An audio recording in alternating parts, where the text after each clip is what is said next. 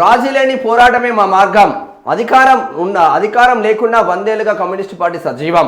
Party చీలికతో దేశ వ్యవస్థకు తీరని నష్టం. కమ్యూనిస్టు పార్టీలు కలవాలన్నదే మా నినాదం. రేపు ఖమ్మంలో 100 ఏళ్ల పార్టీ ఆవిర్భావ సభ. హాజరు కానున్న పార్టీ జనరల్ సెక్రటరీ రాజు, సీఎం రేవంత్.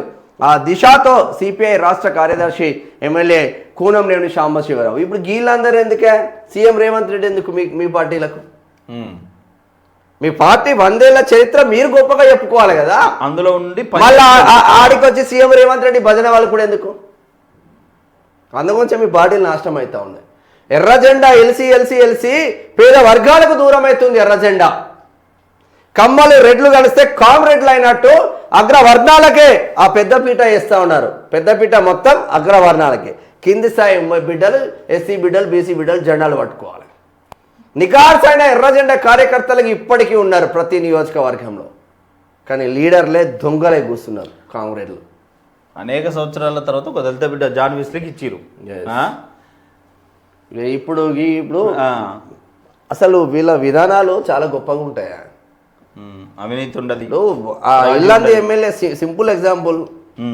గుమ్మడి నర్సయ్యనే సింపుల్ ఎగ్జాంపుల్. మన కళ్ళ ముందు కదులుతున్న బిడ్డ 5 సంవత్సరాలు ఎమ్మెల్యే, 5 సార్లు ఎమ్మెల్యే, 5 25 సంవత్సరాలు, 25 సంవత్సరాలు ఎమ్మెల్యే అయినా కూడా కనీసం ఒక బిల్డింగ్ లేదు ఆయనకు.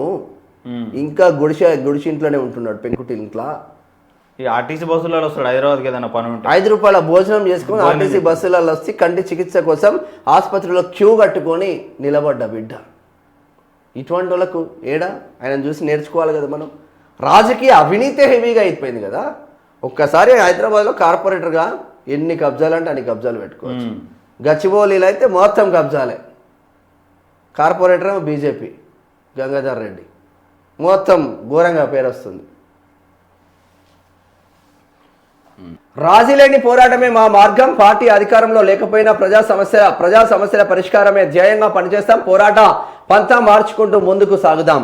లెఫ్ట్ పార్టీల గొంతు నొక్కేందుకు కేంద్రంతో పాటు కొన్ని రాష్ట్రాలు ప్రయత్నిస్తున్నారు. అయినప్పటికీ మొక్కవోని ధైర్యంతో ముందుకు సాగుతున్నాం. అందుకే 100 ఏళ్లుగా సజీవంగా ఉన్నాం. సిపిఐ ఆవిర్భవించి 100 ఏళ్ళు అవుతున్న సందర్భంగా ఆదివారం మధ్యాహ్నం ఖమ్మంలో భారీ బహిరంగ సభ నిర్వహించనున్నాం అని సిపిఐ రాష్ట్ర కార్యదర్శి కొత్తగూడెం ఎమ్మెల్యే కూనంనేని సాంబశివరావు దిశకు ప్రత్యేక ఇంటర్వ్యూ ఇచ్చింది. ఎంత 6 గంటలకు సార్ ఇంటర్వ్యూ ఇచ్చింది. మీరు ఏమంటున్నామంటే కాలానుగుణంగా మనం కూడా మారాలి సార్. మీ ఎజెండా ఎట్లుంటుంది అంటే ఓన్లీ భారతీయ జనతా పార్టీ పైన పోరాటం, ఓన్లీ హిందువుల పైననే పోరాటం అన్న కాన్సెప్ట్లో తీసుకెళ్ళిండు. అది రాను ఏంటంటే బొట్టు పెట్టుకున్న హిందువు మీకు దూరంగా జరుగుతున్న పరిస్థితులు ఉన్నాయి. ఎందుకు మనం కాలానుగుణంగా వెళ్ళడం లేదు? కేసీఆర్ ఎట్లా వేయండి కాలానుగుణంగా? ఎన్టీ రామారావు తెలుగుని ఎట్లా ఏకం చేసిండు? సో ఆ కోణంలో పోతే మనం పంత జాతీయ పార్టీ ఏమన్నా ఉందా సార్? మన పార్టీ జాతీయ పార్టీ 2 ఎర్ర జెండాలే కలిసి పనిచేయలేకపోతున్నాయి. మీతో వేరే వాళ్ళు ఎట్లా వస్తారు? రారు. ఎలక్షన్ల ముందు ఎవరితో పొట్టు పెట్టుకుంటాడు, ఎవరిని గేట్లు ఓపెన్ చేసి పెడతారు. కేసీఆర్ ఉన్నప్పుడు ప్రగతి భవన్ గేట్లు ఎప్పుడు ఓపెన్ చేస్తారు? గాంధీ భవన్ గేట్లు ఎప్పుడు ఓపెన్ చేస్తారు? ఇవా సార్ మనం చూడాల్సింది?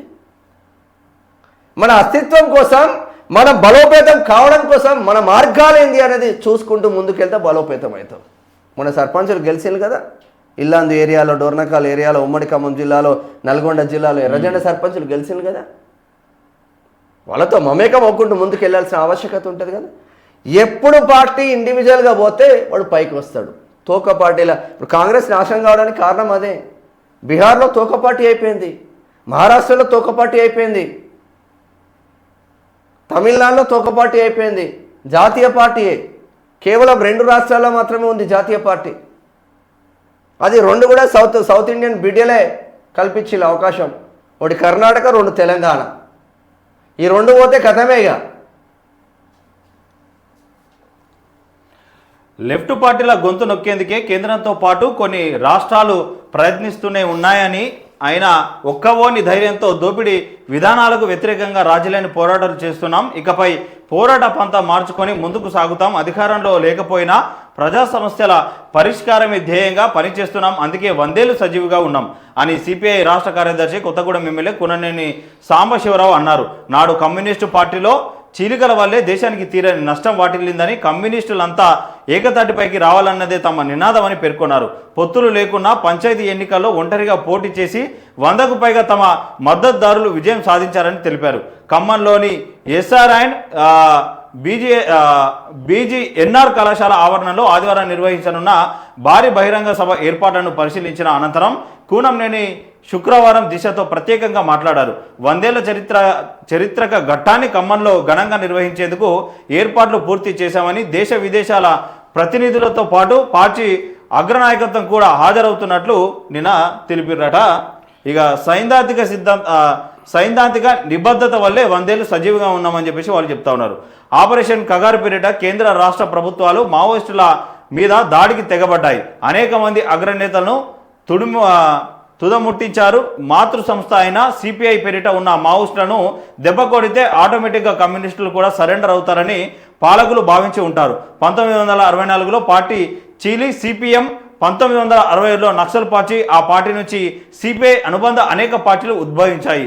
పార్టీ చీలిక ప్రభావం దేశ వ్యవస్థ మీద పడి తీవ్ర నష్టం వాటిల్లింది. ఇతర దేశాల్లో కమ్యూనిస్టులు రాజ్యాధికారం చేజెక్కించుకుంటున్నారు. ప్రజల్లో క్రియాశీలకంగా ఉన్న జనాలు ఆదరిస్తున్నా మన దేశంలో మాత్రం అనుకున్న విజయ తీరాలకు చేరలేకపోతున్నాం. అయినా ప్రజల మధ్య ఉన్నాం. 100 ఏళ్ళు సజీవంగా ఉన్నామంటే మామూలు విషయం కాదు. మేము చేసే కార్యాచరణ ప్రజలతో మమేకమయ్యే తీరు 100 ఏళ్ళు వర్ధిల్లింది. మిగతా పార్టీలు అలా కాదు. ఉంటే అధికారంలో ఉంటాయి, లేదంటే కనుమరుగు అవుతాయి. అధికారం ఉన్నా లేకపోయినా 100 ఏళ్ళ పాటు మా పార్టీ ఉందంటే సైద్ధాంతిక నిబద్ధతే కారణం అని చెప్పేసి చెప్తా ఉన్నారు. కమ్యూనిస్టులు కావాలన్నదే మా నినాదం. కమ్యూనిస్టు పార్టీలు కావాలన్నదే మా నినాదం. ఈ చర్చ నేషనల్ కౌన్సిల్లో జరుగుతూనే ఉంటుంది. లెఫ్ట్ పార్టీల గొంతు నొక్కేందుకు ప్రభుత్వాలు ఎప్పుడు సిద్ధంగా ఉంటాయి, దారికి తెచ్చుకునేందుకు ప్రయత్నాలు చేస్తూనే ఉంటాయి. అందుకే లెఫ్ట్ పార్టీల భవిష్యత్తు ప్రణాళిక ఎలా ఉండాలనుకునే దానిపై లోతుగా విశ్లేషణ చేస్తున్నాం. ఈ విషయాన్ని మేము కూడా మరింత సీరియస్గా తీసుకొని ముందుకు సాగేందుకు ప్రణాళికలు రచిస్తున్నాం. పబ్లిక్ మీటింగ్లను కూడా లెఫ్ట్ పార్టీలు కమ్యూనిస్టులు కలవాలని అనుకుంటున్నాం. కానీ సైద్ధాంతిక పరంగా చర్చించుకునే సందర్భంలో ఇష్యూ బెస్ట్గా పరిష్కరించుకోవాలని అనుకుంటున్నాం. ఆవేశంతో కాకుండా ఆలోచనతో ఆచితూచి నిర్ణయం తీసుకోవాలని భావిస్తున్నాం. చివరిగా యూనిటీగా ఉండాలనేదే మా అభిమతం. సిపిఐ రాజకీయ పంథా మారదు. సిపిఎంతో కలవాలని మాకు ఉంది. ఆ చర్చ కొనసాగుతూనే ఉంటుంది. ఒకే జెండా కిందికి రావాలనేదే మా ఆలోచన. ప్రాక్టికల్గా ఉన్న సమస్యను పరిష్కరించే దిశగా ఆ చర్చలు కొనసాగు. మీరిద్దరు కలవకపోతే 100 ఏళ్ల చారిత్రక ఘట్టం. పార్టీ ఆవిర్భవించి 100 ఏళ్ళు అవుతున్న సందర్భంగా ఆదివారం మధ్యాహ్నం ఖమ్మం నగరంలో ఆ చారిత్రక ఘట్టాన్ని ఆవిష్కృతం చేసేందుకు ఖమ్మం కొత్తగూడెంకు చెందిన సిపిఐ కామ్రేడ్స్ సమాయత్తం అయ్యారు. ఇప్పటికే 40 దేశాల ప్రతినిధులను ఆహ్వానం అందించారు. పార్టీ జనరల్ సెక్రటరీ రాజా ముఖ్య అతిథిగా వస్తున్నారు. దేశ నలుమూల నుంచి పార్టీ కార్యదర్శి వర్గ సభ్యులు వస్తారు. నారాయణ, రామకృష్ణ, పల్ల వెంకటరెడ్డితో పాటు కేరళ, ఉత్తరప్రదేశ్, బీహార్ మరో 11 మంది ఉంటారు. వారందరూ వస్తున్నారు. కౌన్సిల్ సభ్యులు కూడా హాజరవుతున్నారు. డిసెంబర్ 26 నాటికే 100 ఏళ్ళు పూర్తయిన వివిధ కారణాలతో ఆలస్యమై జనవరి 18 నిర్వహిస్తున్నాం. డిసెంబర్ 26 నిర్వహించాలి 100 ఏళ్ళు అయినప్పటికీ అప్పుడు ఆ రోజు. కానీ మనకు అతిగతి లేదు. 18 నిర్వహిస్తున్నాం. మధ్యాహ్నం 2 గంటలకు భారీ ర్యాలీతో కార్యక్రమం ప్రారంభమవుతుంది. లక్షలాది మంది హాజరయ్యే ఈ సభలో ప్రజల్లో కమ్యూనిస్టు పార్టీ ఆదరణ ఏమాత్రం తగ్గలేదని నిరూపిస్తాం. 3 గంటలకు రాజా అధ్యక్షోపన్యాసంతో ఉంటుంది. ఆ తర్వాత సీఎం రేవంత్ రెడ్డి ప్రసంగం. ఇతర దేశాల నుంచి వచ్చిన ఇప్పుడు సీఎం రేవంత్ రెడ్డి ప్రసంగం ఏం చేస్తాడు? అడిగిపోయి మొత్తం ఎర్ర జెండాలో నాందని కాంగ్రెస్ పార్టీకి ఓట్లు వేయడానికే ప్రయత్నిస్తాడు ఆయన. మీరు లేనిది దేశం లేదు అని గొప్పగా పొగుడతారు. ఇక మా వాళ్ళు ఎగిరెగిరి ఎర్ర జెండాలు ఇట్లా తిప్పుతారు మొత్తం. మరి మనం నిలబడతామా? కనీసం ఉమ్మడి నల్గొండ జిల్లాలో గెలవకపోతే ఉమ్మడి ఖమ్మం జిల్లాలో కాంగ్రెస్ బిచ్చం ఎత్తనే ఆడ గెలిచినాం. మనం ఓపెన్గా మాట్లాడుతున్నాం. కాంగ్రెస్ బిచ్చంతోనే కొత్తగూడెంలో గెలిచినాం మనం. అట్లా ఉంటుంది కథ. ఇక సరే ఏదేమైనా పబ్లిక్ మీటింగ్ అనంతరం 19న నేషనల్ కౌన్సిల్లో ఉండే 160 మంది సభ్యులతో సమావేశం ఉంటుంది. 20వ తేదీన ఎస్ఆర్ గార్డెన్స్లో సెమినార్ నిర్వహిస్తున్నాం. అందులో రాజాతో పాటు బేబీ భట్టాచార్య తదితర 5 లెఫ్ట్ పార్టీల ప్రతినిధితో సమావేశం ఉంటుంది. 21న ముగింపు కార్యక్రమం ఉంటుంది. ప్రతి రాష్ట్రంలో ఒక్కొక్కటి సీట్లు పెంచుకుంటూ పోవాలి. కానీ మీరేం చేస్తున్నారు? ఉన్న పశ్చిమ బెంగాల్ అటువంటి రాష్ట్రాన్ని పోగొట్టుకున్నారు. మమతా బెనర్జీకి అప్పచెప్పిన తర్వాత మీ ఉనికి ప్రశ్నార్థకంగా మారింది. కేరళలో కూడా ఇప్పుడు అదే పరిస్థితికి వచ్చేసింది. ఇక వేరే రాష్ట్రాలలో గెలిచే పరిస్థితి లేదు. తెలంగాణ డిఫరెంట్. తెలంగాణ కమ్యూనిస్టులకు పెట్టింది పేరు. కానీ అదే కమ్యూనిస్టు వర్గాల నుంచి వచ్చిన ఆ బిడ్డలందరూ బీఆర్ఎస్లో కొందరు, కాంగ్రెస్లో కొందరు, బీజేపీలో కొందరు వెళ్ళిపోయారు. వాళ్ళ సంతానం కొడుకులు బిడ్డలు ఇప్పుడు మనకు లేకుండా ఇప్పుడు మమతా మెడికల్ కాలేజ్లు ఇవన్నీ ఉన్నాయి కదా. అజయ్ వాళ్ళ నాన్న కూడా కమ్యూనిస్టే, మాజీ మంత్రి, ఖమ్మం. ఆయన ఎల్లు ఉన్నాడు, బీఆర్ఎస్లో ఉన్నారు. ఇట్లా అనేక మంది బిడ్డలు ఉన్నారు. నల్గొండ సైడ్ కావచ్చు అందరు.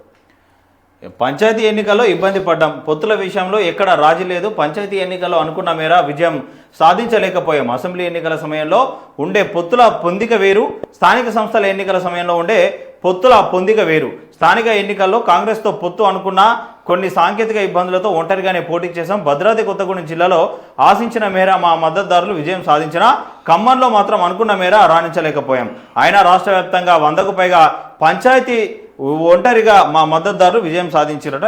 ఇది గొప్ప విషయమే. వీళ్ళకి నాకు స్వీట్ మెమోరీ అంటున్నారు. నేను పార్టీ సెక్రటరీగా కొత్తగూడెం ఎమ్మెల్యేగా ఉన్న సమయంలో పండుగ 100 ఏళ్ల పండుగ జరగడం నా జీవితంలో స్వీట్ మెమోరీ. ఎందుకంటే ఈ సభ ఒక చారిత్రక ఘట్టం. ఇప్పుడు బతికున్న కమ్యూనిస్టులు అందరూ 100 ఏళ్ల సభ కోసం వేచి చూస్తున్నాం. సీనియర్ నేత పువ్వాడ నాగేశ్వరరావు ఆరోగ్యం సహకరించకున్నా పువ్వాడ నాగేశ్వరరావు, పువ్వాడ అజయ్ ఈ సభకు హాజరు కావాలని అనుకుంటున్నారు. జీవితంలో ముఖ్యమైన ఘట్టంగా భావిస్తున్నాం. ఇప్పుడు ఉండేవాళ్ళు మరో 100 ఏళ్ల సభ చూడకపోవచ్చు. ఇప్పుడు పుట్టిన వాళ్ళు 100 ఏళ్ళు జీవించకపోవచ్చు. ఇలాంటి సభ చూడకపోవచ్చు. 25-30 సంవత్సరాల తర్వాత పుట్టిన వారు మరో 100 ఏళ్ల పండుగ చూడవచ్చు. ఈ సభకు అంత ప్రాధాన్యత ఉంది కాబట్టి జనాలు, కార్యకర్తలు కూడా ఎంతో ఆసక్తిగా ఎదురు చూస్తున్నారు. 100 ఏళ్లుగా అధికారంలో లేకపోయినా పార్టీ బతికి ఉండటం అంటే మామూలు విషయం కాదు. నిద్రాణమై ఉంటే పార్టీ ఇలా ఉండేది కాదు కదా. అనేక సమస్యల మీద నిరంతరం పోరాటాలు చేసిన పార్టీ మీరు వాస్తవంగా తెలంగాణలో ఈ పబ్లిక్ మీటింగ్ పెట్టకూడదు. అంటే పెట్టడం తప్పు అనట్లేదు. కానీ ఇప్పుడు నెక్స్ట్ ఎలక్షన్లు ఏడున్నాయి? నెక్స్ట్ ఎలక్షన్స్ పశ్చిమ బెంగాల్లో ఉన్నాయి. పశ్చిమ బెంగాల్లో మీ కార్యకర్తలు తెలంగాణ కన్నా ఎక్కువ మంది ఉంటారు. ఆ పశ్చిమ బెంగాల్ పైన, ఆ రాష్ట్రం పైన ఫోకస్ పెట్టి ఇటువంటి ప్రోగ్రామ్స్ ఆడ పెట్టుకుంటే మీకు పార్టీకి మైలేజ్ వచ్చేదని నా పర్సనల్ అభిప్రాయం. అవును, కొంచెం ఏదన్నా భారతీయ జనతా పార్టీ, అమిత్ షా, మోదీ ఏం చేస్తారు తెలుసా? ఎక్కడైతే ఎలక్షన్స్ ఉంటాయో అక్కడ ఆ ఎలక్షన్ ఉండే రాష్ట్రాలనే వాళ్తరాలు పర్ఫెక్ట్ ప్లాన్ చేసుకొని కొట్టుకొని పోతున్నారు. ఇక మనమేమో వాడి మీద పడి తిట్టుకుంటుంటున్నాం. మనం ఏనే ఉంటున్నాం, వాడు పైకి ఎదుగుతూ ఉంటాడు. ఎథిక్స్తో పనిచేసుకుంటూ ఉంటారు వాళ్ళకున్న ఎథిక్స్ ఏ విధంగా ముందుకెళ్ళాలో పనిచేస్తాను. మనం గాలి ఒకడ వస్తే తూర్పాలు ఒకడ వస్తే పడతాయా? తాలు వడ్లు అనే పడతాయి. గాలి ఉన్న కాడనే తూర్పాలు పోయాలి.